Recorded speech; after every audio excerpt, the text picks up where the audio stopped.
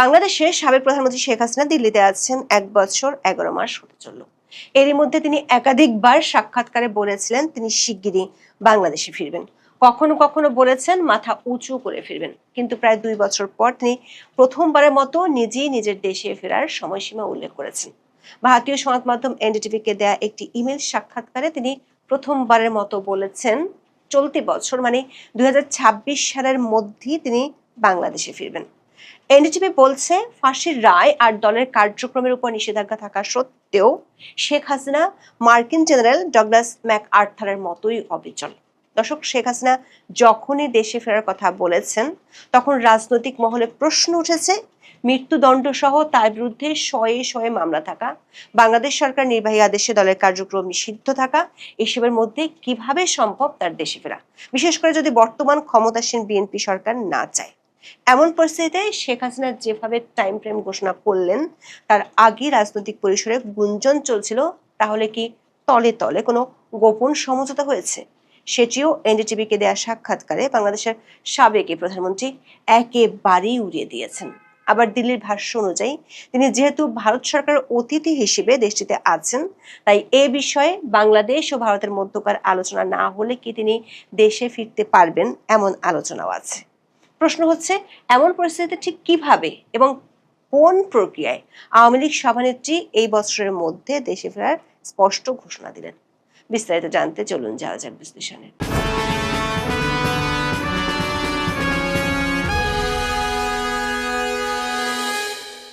বাংলাদেশের বিরোধী পক্ষ প্রায় দাবি করে দেশটির সাবেক প্রধানমন্ত্রী শেখ হাসিনা ও তার দল আওয়ামী লীগের রাজনীতি শেষ হয়ে গেছে। এর শুরুটা করেছিলেন বিগত অন্তর্বর্তী সরকারের প্রধান উপদেষ্টা মোহাম্মদ ইউনূস। তবে শেষ পর্যন্ত শেখ হাসিনা ও আওয়ামী লীগকে নির্বাচন থেকে দূরে রাখতে নির্বাহী আদেশে দলটির কার্যক্রম নিষিদ্ধ করতে হয়েছিল। একদিকে কার্যক্রমের উপর নিষেধাজ্ঞা, অন্যদিকে দলটির দেশে থাকা নেতাকর্মীদের উপর দমন পীড়নের মধ্যেও দলটির নেতারা প্রায় মিছিল পোস্টারিং করে যাচ্ছে। সবশেষ দলটির গত ২৩শে জুন প্রতিষ্ঠা বার্ষিকীর কর্মসূচি ঠেকাতে বর্তমান বিএনপি সরকারকে ব্যারাকে ফেরত পাঠানো সেনাবাহিনীকে আবারও মাঠে আনতে হয়েছে। রাজনৈতিক মহলে অনেকের মত হলো আওয়ামী লীগের ফেরার চেয়ে শেখ হাসিনা ফেরা অনেক বেশি কঠিন, কারণ তার বিরুদ্ধে ইতিমধ্যে বাংলাদেশের আন্তর্জাতিক অপরাধ ট্রাইব্যুনালে ফাঁসির রায় হয়েছে। মোটা দাগে ৬০০-র বেশি মামলা তার বিরুদ্ধে দায়ের হয়েছে। তা সত্ত্বেও গত মে মাসের মাঝামাঝি সময় থেকে আওয়ামী লীগ সভানেত্রী শেখ হাসিনার দেশে ফেরার আলোচনাটা গণমাধ্যম থেকে শুরু করে সামাজিক মাধ্যমে বেশ সরব হয়ে ওঠে। গত ১৯শে মে ৩টি ভারতীয় সংবাদ মাধ্যমে শেখ হাসিনার ইমেল সাক্ষাৎকার ছাপা হয়। ওই সাক্ষাৎকারগুলোতে দাবি করেছিলেন তিনি এবং তার দল আওয়ামী লীগ আরও সংগঠিত হয়ে শক্তিশালী হয়ে যে ফিরবে তার জন্য নীরবে প্রস্তুতি চলছে। তবে কবে নাগাদ ফিরবেন কিংবা কতদিনের মধ্যে দেশে যাবেন সে বিষয়ে বিস্তারিত কিছু বলেননি, বরং এরপর দ্য ওয়ালকে দেয়া এক সাক্ষাৎকারে বলেছিলেন সময় বা দিনক্ষণ কোনো বিষয় নাই। এমনকি আওয়ামী লীগ ওর অঙ্গ সংগঠনের যেসব নেতা এতদিন তার সাথে দেখা করতে দিল্লিতে গিয়েছেন তাদেরকেও তিনি মৌখিকভাবে বলেছিলেন তিনি দেশে ফিরবেন এবং সেটা শিগগিরই ফিরবেন।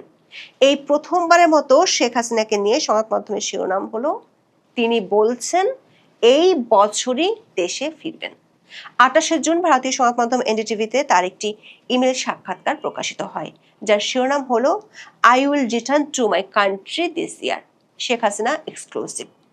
এর অর্থ দাঁড়াচ্ছে তিনি এ বছরের মধ্যে দেশে ফেরার কথা বলেছেন। ভারতীয় সংবাদ মাধ্যম দ্য হিন্দুস্তান টাইমস এনটিভির এই সাক্ষাৎকারের বরাত দিয়ে বলেছে, প্রায় ২ বছর পর বাংলাদেশের সাবেক প্রধানমন্ত্রী শেখ হাসিনা দেশে ফেরার জন্য অবাধ্য সুরে বলেন তিনি এ বছর ফিরে যাবেন। আর দ্য উইকের খবরে বলা হয়েছে শেখ হাসিনা এই বছরের মধ্যে দেশে ফেরার পরিকল্পনা করেছেন।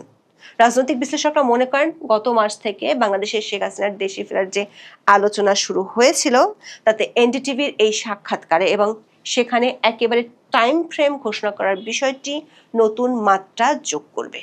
কারণ ২৪শে আগস্টে বাংলাদেশের রাজনৈতিক পট পরিবর্তনের পর শেখ হাসিনা এবং তার দল আওয়ামী লীগের জন্য যে ভয়াবহ পরিবেশ তৈরি হয়েছে সেটি অতীতের যে কোনো সময়ের চেয়ে ভয়ঙ্কর। এনডিটিভি বলছে মৃত্যুদণ্ডের মুখোমুখি হওয়া এবং বাংলাদেশে তার আওয়ামী লীগের কার্যক্রম নিষিদ্ধ করা সব মিলিয়ে বাংলাদেশের সাবেক প্রধানমন্ত্রীর জন্য পরিস্থিতি এর চেয়ে আর খারাপ হতে পারে না।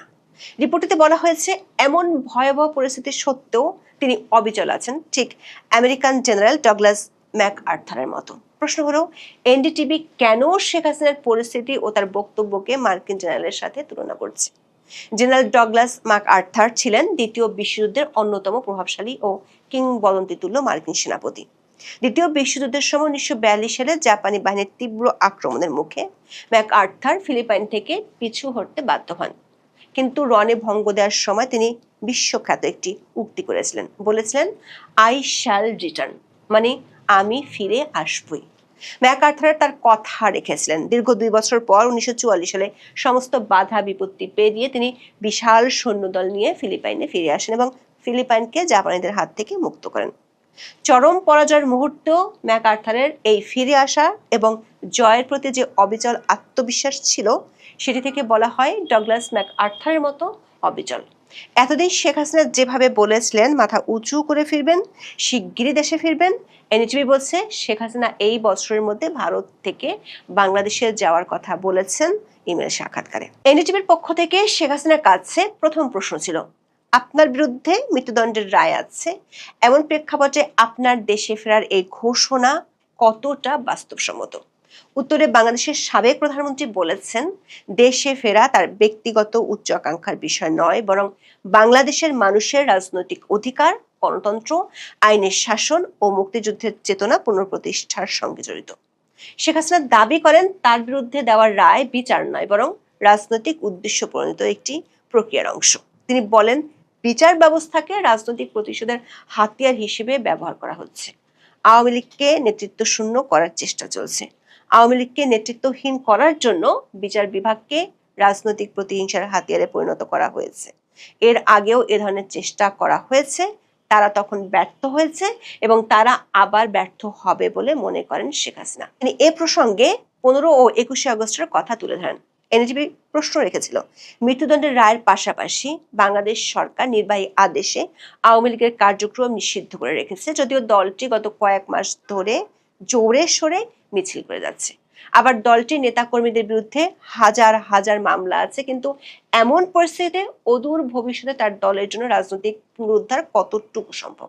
উত্তরে শেখ হাসিনা বলেছেন, আওয়ামী লীগের রাজনৈতিক পুনরুদ্ধার কোনো সরকার অনুগ্রহের উপর নির্ভর করে না, এটা নির্ভর করছে জনগণের উপর। তিনি বলেছেন, অবৈধ নিষেধাজ্ঞার মাধ্যমে তারা হয়তো আওয়ামী লীগকে মঞ্চস্থ নির্বাচন থেকে দূরে রেখেছিল, তারা হয়তো দলীয় কার্যালয় বন্ধ করে দিয়েছে, তারা সাময়িকভাবে রাজনৈতিক কর্মকাণ্ড দমন করতে পারে, কিন্তু তারা জনগণের হৃদয় থেকে আওয়ামী লীগকে মুছে ফেলতে পারেনি। যে কারণে আওয়ামী লীগ ইতিমধ্যে আবার জেগে উঠতে শুরু করেছে। এই জেগে ওঠার নজির হিসেবে শেখ হাসিনা বলছেন, বাংলাদেশের আইন শৃঙ্খলা রক্ষাকারী বাহিনীর এত নির্যাতনের পরও প্রতিদিনই সারা দেশের বিভিন্ন জেলা, উপজেলা, ইউনিয়ন ও এলাকায় আওয়ামী লীগের সমর্থনে